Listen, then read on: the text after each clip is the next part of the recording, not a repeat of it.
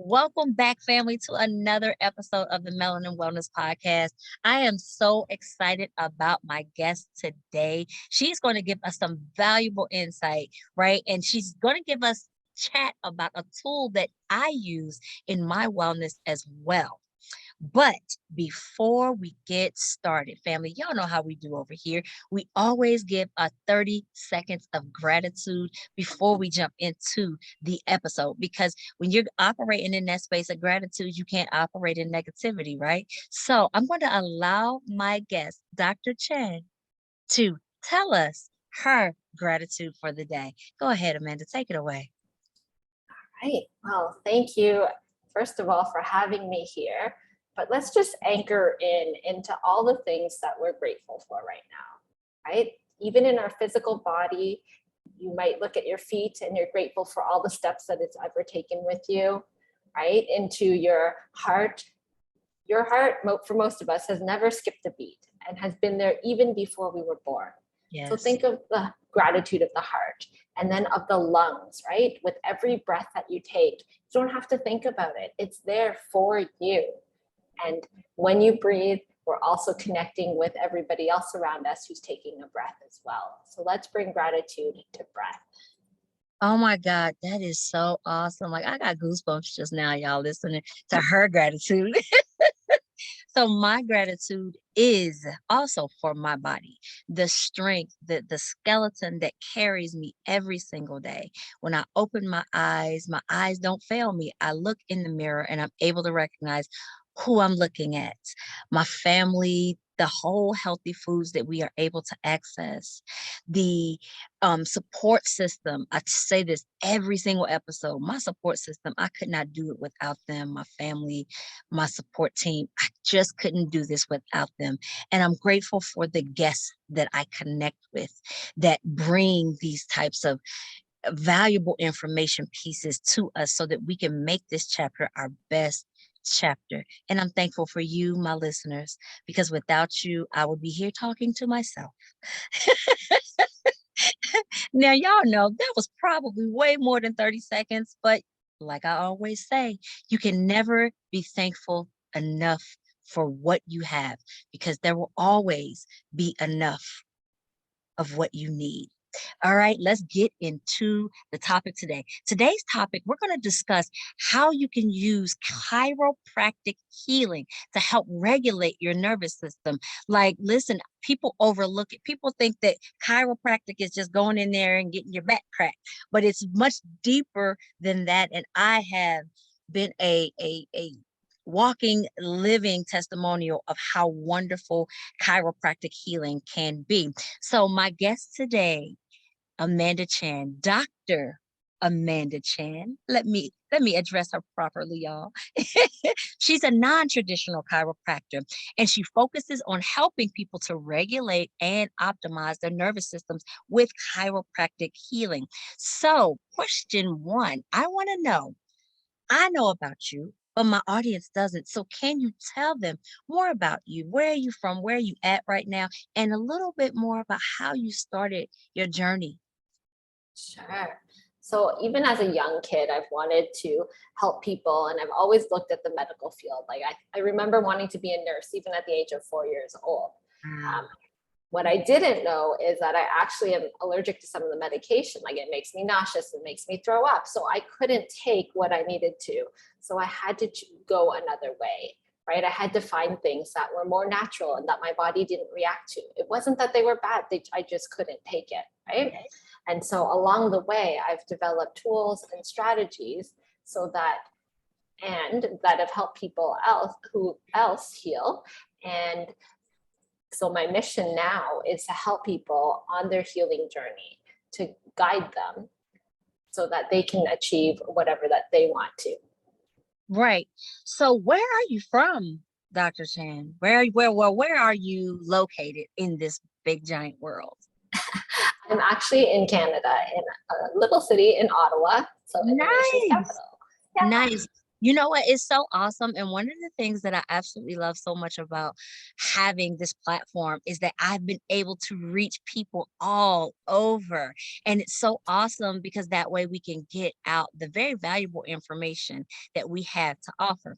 So by the time somebody comes to see you, right? They're already got some problems and it's probably pretty bad. So for someone that, may not know like when it's time to come see somebody like you, like what are typical signs that, hey, it might be time for you to kind of explore a little chiropractic healing? So most people come in because they're in pain or they have a symptom, and it's not that it just started, right? Right. When it first starts, most people are like, oh, I'll just ignore it a little bit, can't be that bad, see if it will go away. So by the Yes. time they make it into my office, it's made a significant impact in some area of their life, right? So whether if it's their back, they can no longer pick up their children, or they can no longer play golf or whatever sport that they want. That's when it starts affecting their life, is when we usually see people take the steps of coming in. Yes. So what are some of the most common issues that people come in with? Is it back? Is it neck? Is it shoulders? Like what are the most common things that you see when people come in to see you? So from when I was a, let's say, regular chiropractor, it would be neck pain, back pain, kind of pain. Yes. Now, because I'm working on the nervous system, I get a lot of people coming in from stress, and especially over the last few years, we all Yes. know what we're talking about. Um, People have been coming in with so much more weight, like invisible weight on their shoulders than ever Yes. before, right? Yes. So what we're seeing is stress, anxiety, weight gain. I've had people who haven't seen me in 3 years, and then they come in and they're 20 to 30 pounds heavier than the last time I saw them, right? Yes. So those are definitely when people show up. They're not feeling good, they weigh too much, they're lack of energy. So it's a little different from the pain that a lot of people do come in with. Right. So now for me, I that is one of the things that I help people with is trying to regulate that nervous system with using yoga, especially from a standpoint of trauma and anxiety or depression. And so a lot of times my clients and I were working on that. So can you share with us a little bit of how that looks for your clients when they come in, you starting to get to that nervous system with your specific type of chiropractic healing? Sure. So, what I want people usually to understand when people come in with something physical, I want them to take a look at the possibility or entertain the possibility that it could be more than just what the physical thing is. Right. So, let's take, for example, in Canada, we get a lot of snow, especially where I am. And Yeah. so, in winter, we get people coming in with back pain and they say it's because they were shoveling. So, physically, yes, I want to know how much snow you're picking up, how long you've been shoveling, what your technique was. Emotionally and mentally, I want to know, what were you thinking while you were shoveling? Were you saying, I hate my job, I hate my job, I hate my job, Right. Right. right? Or were you saying, how come I'm the only one out here shoveling? How come nobody's out here to help me? And then your back goes out, Yes. right? We Yes. want to look at the other components of what could be happening to a person. Because if we just address the physical and we haven't looked at the emotional and mental aspect, then can true healing actually occur? Yes, I agree with you totally on that. And it's funny because I think now, I think COVID, we don't want to name it, but it is what it is. I think COVID caused a lot of inner reflection for a lot of people. And we began to see people realizing that by the time a symptom became physical, by the time it manifests in a physical way, there was already something else happening in the background. So I know that in my practice, when I'm working with people, we start with the emotions first. We start there. We start the journaling process so that we can kind of get deep diving and rooting into like, okay, where is this starting from? Because like you said, by the time your neck's hurting, your shoulders are hurting, your head's hurting, your back's hurting. By the time those things start hurting, there's something else that was happening prior to. So what tools and techniques do you use to help them address those inner issues before we get to the physical issue? Yeah.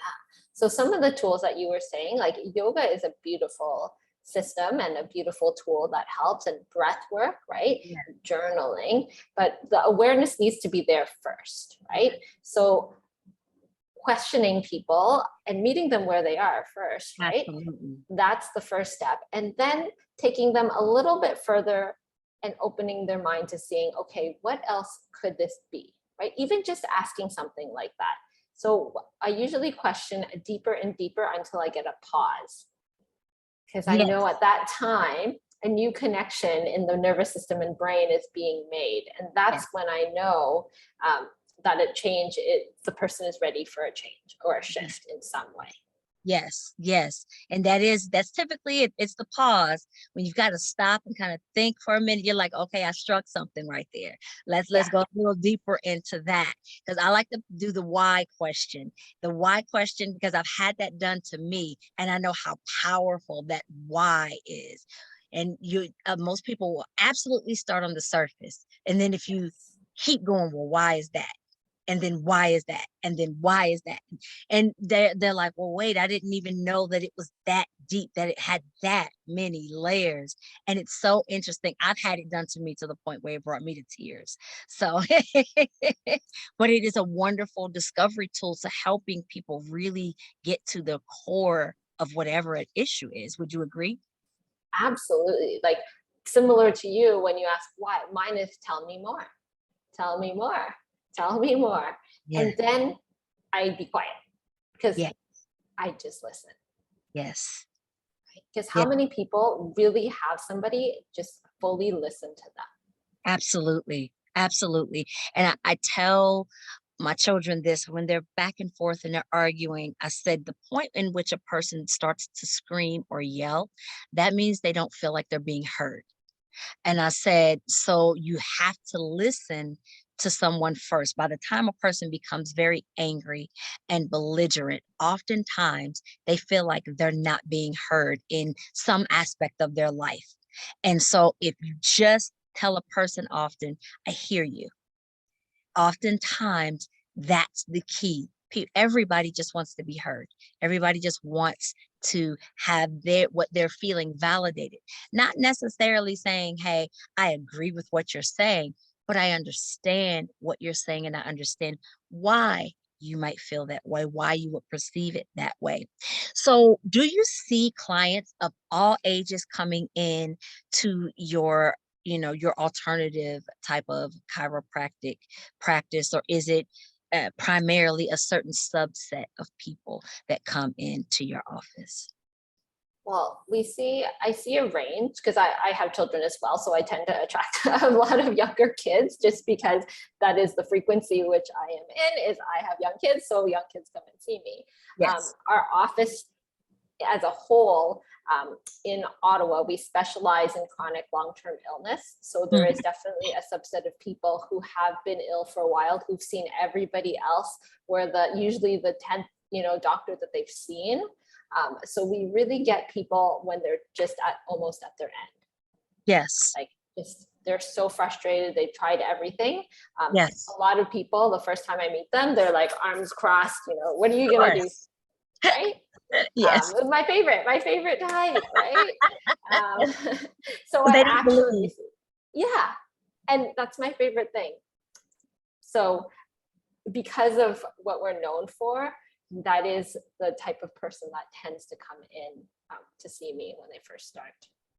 Okay. So I have a question. So I have lupus. I have a chronic illness and I have lupus. I was diagnosed in 2019. So that's only 3 years ago. So I've lived quite a long time dealing with the issues that lupus causes. So, those the physical pain and the fatigue. So if I came into your office and I said, Doc, I've tried some other things, but I just can't seem to quite figure out what to do because I'm just still suffering so much and I just want to live somewhat of a normal life. What would you say? How would you approach that?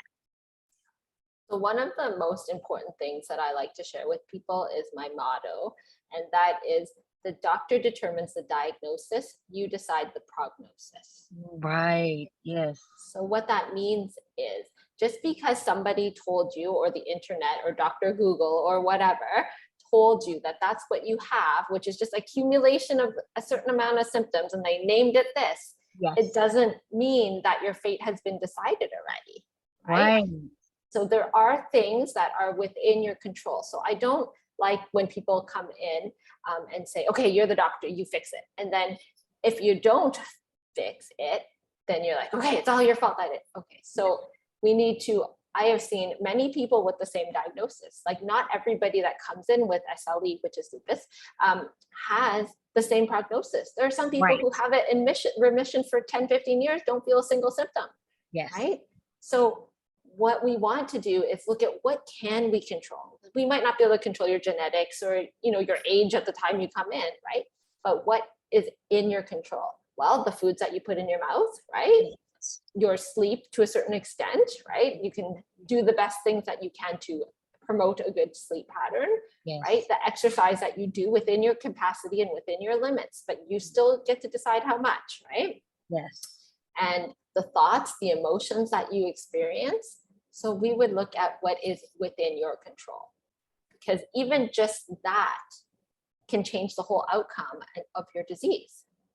It absolutely can. It absolutely can. I agree with that wholeheartedly. And I think that, oftentimes, especially in modern medicine, when you're told that you have a diagnosis, for example, like what I have, oh, the first thing that's jumped to is medications.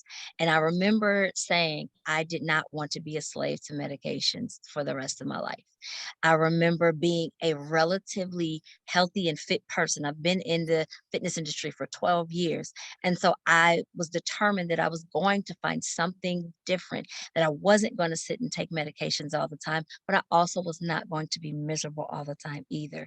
And definitely, people don't understand that one of the biggest ways you can change your life is by what you are eating. You're supposed Yes. to eat to live, not the other way around. And oftentimes the things that we're putting in our bodies are passed down generation, generation, generation. And so you're thinking it's no big deal. But if you look at the pathology of that, there's often, markers that show that these things are contributing to these ailments that may run in your genetics per se. Would you agree with that? Absolutely. So one of the questions that I ask, or that I try and figure out, because the best um, factor, the biggest factor in somebody's prognosis is really, and there's a degree to these two camps, right? But one is as long as, and the other one is whatever it takes. So if a person, a whatever it takes person, and puts their healing as their number one priority, they will do whatever it takes. You diet, exercise, exercise. Journal every day, gratitude every day. I will do whatever it takes. Okay, their probability, their prognosis goes way up.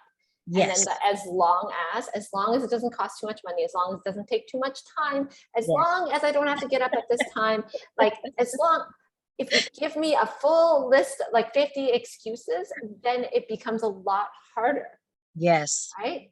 So, Yes. and there's degrees, obviously, depending on how much energy one would have and stuff, but depending where you land in that spectrum, it's a huge indicator of your prognosis. Absolutely. I agree so much. And the as long as clause is it gets in the way of so many people's healing and they don't really understand it. And it's often that it's more of an inconvenience.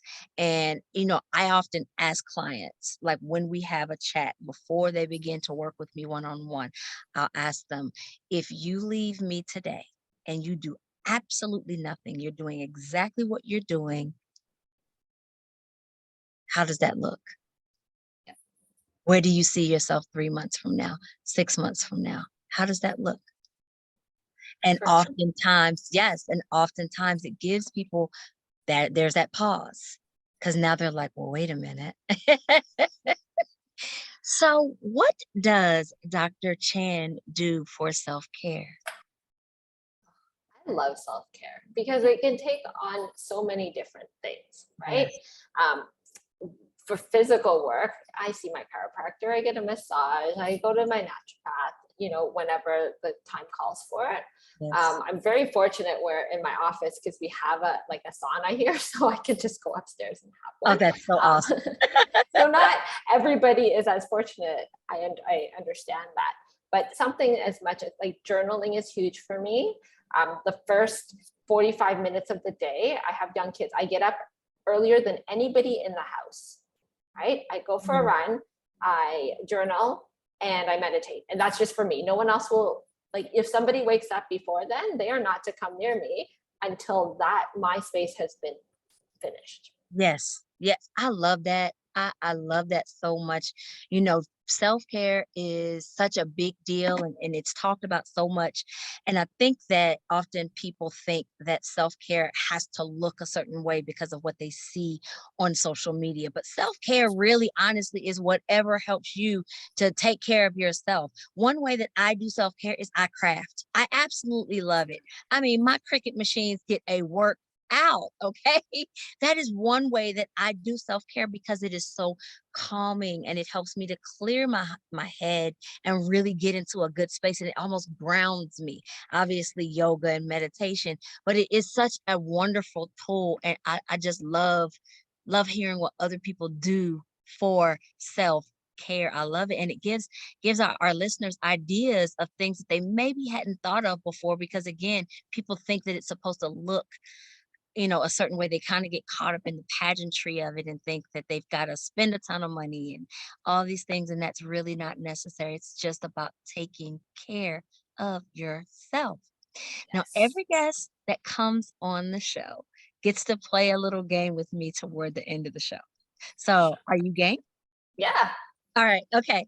The game is called This or That. And I play this with my kids all the time. And it's super fun. And it's like, and I have a lot of teenagers, and so it's really easy sometimes for teenagers to shut down. So this game is a lot of fun and it really gets them going. All right. So the first question is coffee or tea? Tea. Cats or dogs? Hypoallergenic dog. I'm allergic to both, so we're gonna go with Same, hypoallergenic, one of them. same. Action movies or rom coms? Rom-com. Test the waters or dive in the deep end? Dive in the deep end unless it covered in snow. Art museum or history museum? Okay, I'm gonna say art museum because of a funny thing. I took my kids to the art museum when they were like super young, so we're talking 2 years old, right? Mm. And so we enter this grand hall, and there's this one beautiful painting, and my son starts screaming, and so I was like, "What are you doing?" And he's like, "I love the echo in here." That's so funny. That's You the gotta best part of the museum. You listen, you gotta love 2-year-olds. I have a 2-year-old granddaughter that I'm currently raising, and listen, oh my goodness, I'd forgotten my youngest child is 12, so I'd forgotten all about that 2-year-old energy, okay? So, all right, next one, indoors or outdoors? Ooh, outdoors. Rain or shine? Shine. Vacation or staycation? Vacation. Makeup or natural? Natural. Dressed up to go out for the night or staying in and Netflix and chilling? Chili. Jammies all the way. Listen, I'm with you on that. Sometimes I'm just too tired to do anything else. Thank you for playing the game with me. That was super fun. So, before we go, share with our audience how they can reach out to you if they'd like to connect. And do you currently have any offerings or anything that you would like to share with our audience that they can get in on? For sure. So most people think that I am a chiropractor and I do have an office, but I actually do courses online and virtually. Nice. So I'm always running free workshops or different courses. I have a couple that are coming up. One that I do is the daily dose of healing, Monday to Thursday, every single morning. I do a meditation, a journaling, yoga, whatever, and we send it to your inbox bright and early. And so you can get connected every single morning to your healing. Awesome. That is so awesome. Listen, guys, this has been an amazing topic, and I really hope that you guys are getting in and soaking in all that value. I am going to have all of Amanda's socials, website, everything. It's going to be in the show notes of this episode. Amanda, thank you so much for coming and sharing with me and my audience. You actually gave me a lot of things to think about. I appreciate you so very much. Thank you so, so much.